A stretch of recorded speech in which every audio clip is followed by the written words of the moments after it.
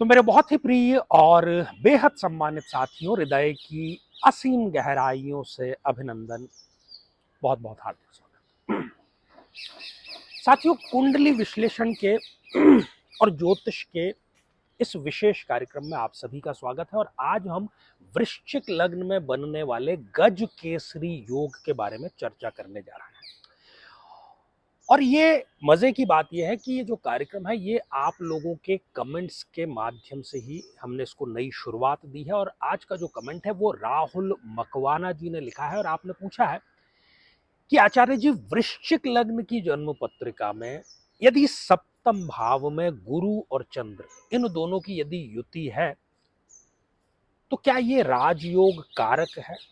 तो क्या गुरु या चंद्रमा अच्छा रिजल्ट देंगे? तो मैं अपने सभी दर्शकों से ये कहना चाहता हूं कि यदि इस प्रकार की कोई युति आपकी जन्म पत्रिका में है तो निश्चित तौर पर ये आपको अच्छा रिजल्ट अवश्य प्रदान करेगी, क्योंकि गुरु और चंद्रमा ये दोनों जब साथ में, और वो भी वृश्चिक लग्न में, दोनों ही ग्रह योग कारक हैं, तो मैं समझता हूं कि इससे अच्छा कोई योग, इससे अच्छा कोई राजयोग निर्मित नहीं हो सकता। अब ये रिजल्ट किस प्रकार से देगा इसको हम थोड़ा सा जान लेते हैं। साथियों, वृश्चिक लग्न की जन्म पत्रिका में गुरु दो भावों के लॉर्ड हैं। एक तो वो पंचमेश है और एक वो द्वितीय भाव अर्थात धन भाव के लॉर्ड हैं, और बैठे हुए हैं वो सप्तम भाव में।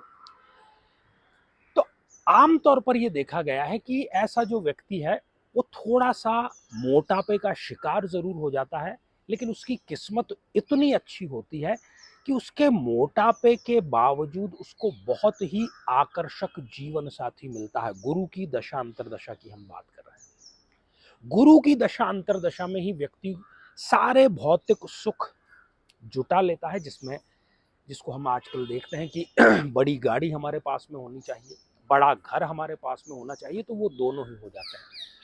और यदि शादीशुदा जो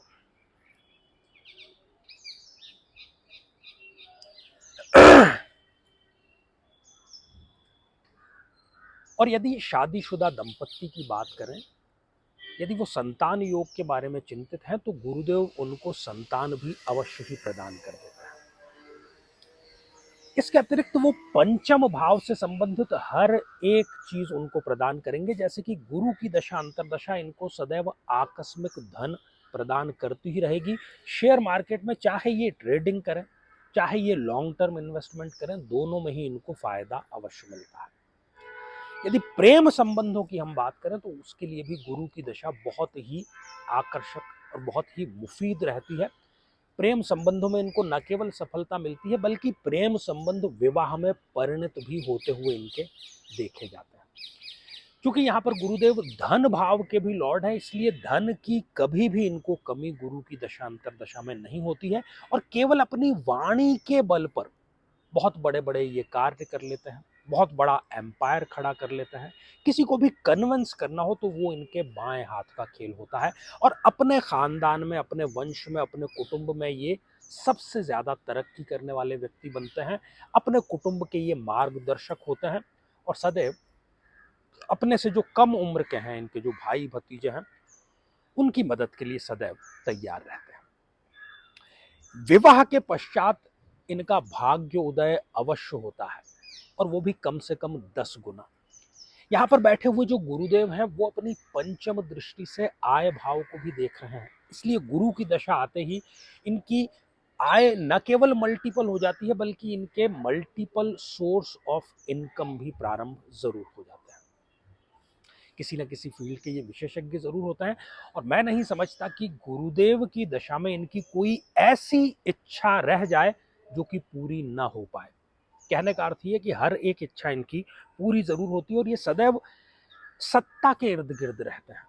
लग्न को गुरुदेव देख रहे हैं, इसलिए ये व्यक्ति जो भी निर्णय लेता है, हम आमतौर पर क्या बात करते हैं कि सही निर्णय लो, इनके साथ में ऐसा नहीं है। ये निर्णय लेते हैं और उसको सही साबित कर देते हैं। चाहे कितना ही बड़ा ये रिस्क ले लें, उसको कैसे मैनेज करना है, कैसे सफलता सुनिश्चित करनी है, किसी को सीखना है तो इस व्यक्ति से हम सीख सकते हैं।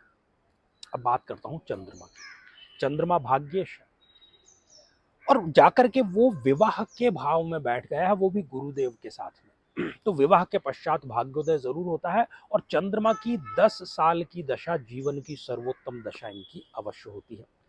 जो विदेश यात्रा है उसकी शुरुआत भी चंद्रमा से होती है और चंद्रमा इनको एनलाइटेड भी करता है।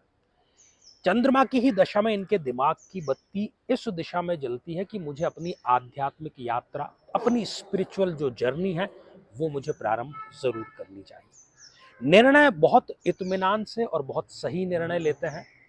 चंद्रमा इनको मानसिक रूप से शीतल भी रखता है, ठंडा भी रखता है, इसलिए ये अच्छे निर्णय सदैव आसानी से ले पाते हैं।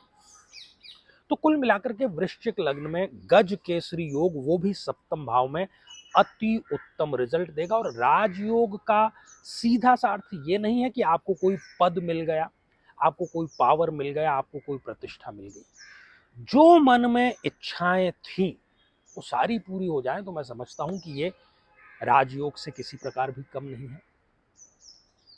गज अर्थात हाथी, केसर हम सोने को बोलते हैं। तो पहले के जमाने में जिनके घरों के बाहर हाथी घोड़े बंधे होते थे, घर में सोने का भंडार होता था, तब कहा जाता था कि ये गज केसरी योग है।